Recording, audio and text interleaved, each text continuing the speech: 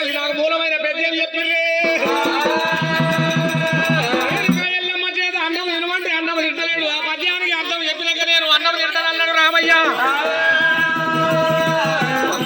లేకుండా ఈత పెట్టకుండా మొలకెత్త పోసింది మొదలు లేకుండా వానెట్ట కొట్టింది వానగో తల్లి సరిపెట్ల తిండి ఓడలేని దూడెట్ల కట్టింది దూడ కట్టాలి పాలెట్ల పెట్టింది పాలు పట్టాలి అనవండి అగ్గి లోపల పాలెట్ల ఆగినాయి మనలు లేదు సంగీతానికి హితకాయ రాలదు ఎల్లమ్మ తండ్రి పేరు చెప్పాలే